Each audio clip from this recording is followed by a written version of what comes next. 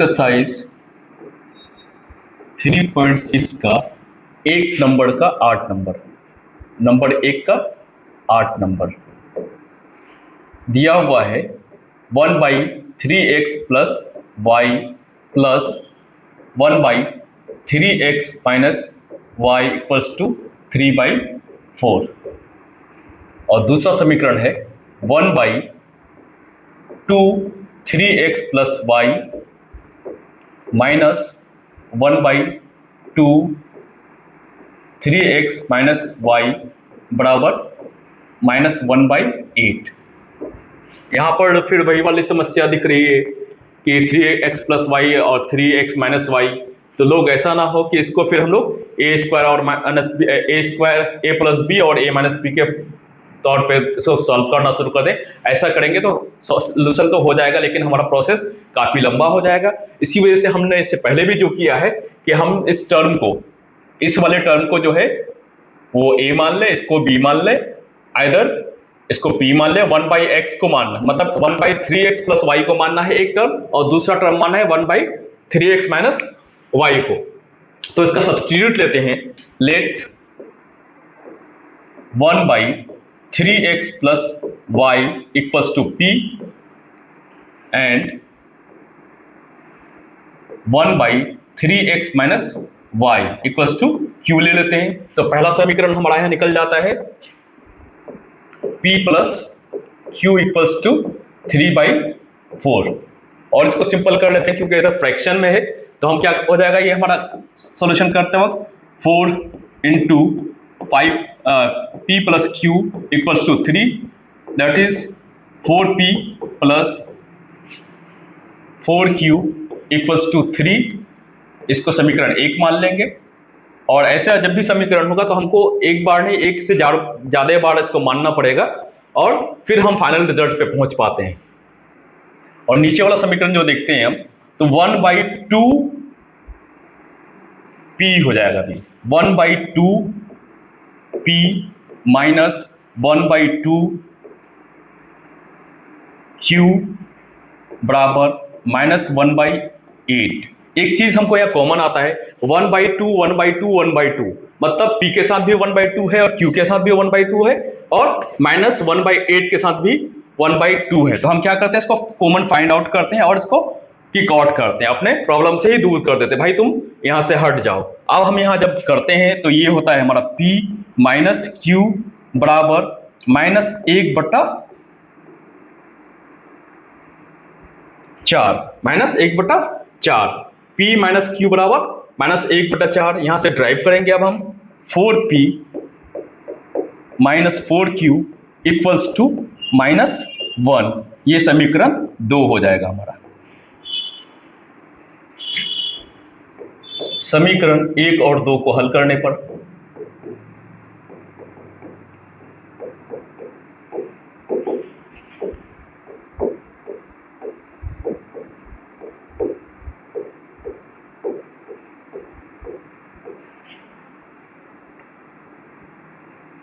4p plus 4q equals to 3,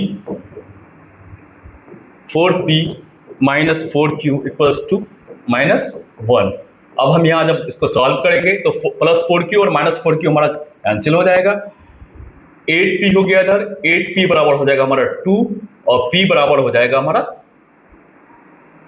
2/8, जो हमारा cut के 1/4 हो जाता है। 1/4 होगा वो हमारा 1/3x प्लस वाई का वैल्यू होगा।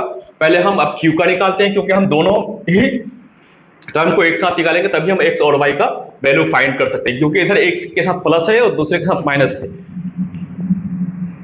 अब p का मान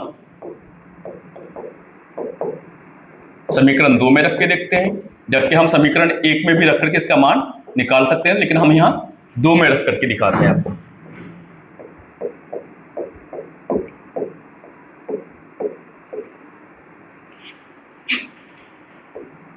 (4p माइनस 4q बराबर -1). p का मान हमने निकाला है 1/4, 1/4 पर रख दिया, -4q इक्वल्स टू -1। 4 4 कैंसिल हो जाता है, 1 माइनस 4q बराबर -1,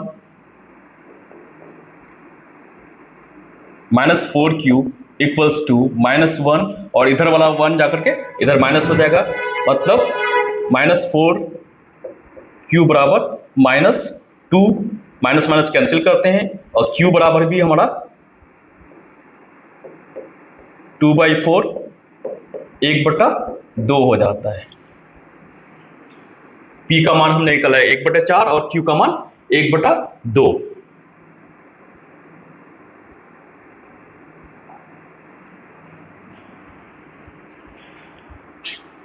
अब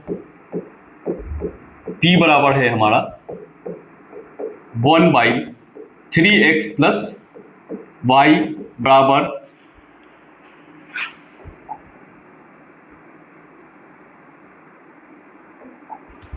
1/4। यहां से हम तीसरा समीकरण का फॉर्म करेंगे, 1/3x प्लस y बराबर 1/4 या 1/4, क्रॉस मल्टीप्लाई करते हैं, 3x प्लस y बराबर हमारा आता है 4। इसको समीकरण 3 मान लेंगे। और दूसरा है हमारा q बराबर है हमारा 1/3x माइनस y बराबर आया था हमारा 1/2, क्रॉस मल्टीप्लाई करते हैं, 3x माइनस y बराबर 2। ये हो गया हमारा समीकरण 4। अब 3 और 4 को हल किया जाए। अब समीकरण 3 और 4 को हल करने पर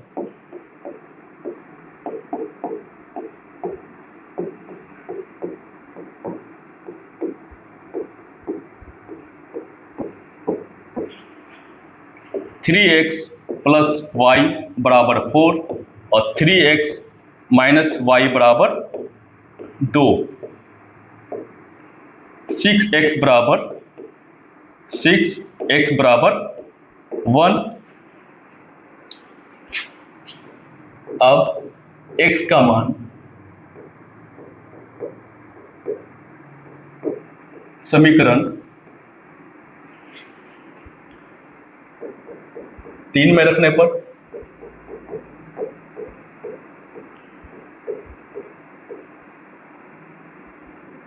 3x प्लस वाई बराबर 4, 3x जो है हमारा x का मान हमने निकाला है 1 प्लस वाई बराबर 4, 3 प्लस वाई बराबर 4, तो y को इधर छोड़ते हैं, बाकी इधर लेके आएंगे, 4 माइनस 3 y बराबर 1, x बराबर 1 और y बराबर 1।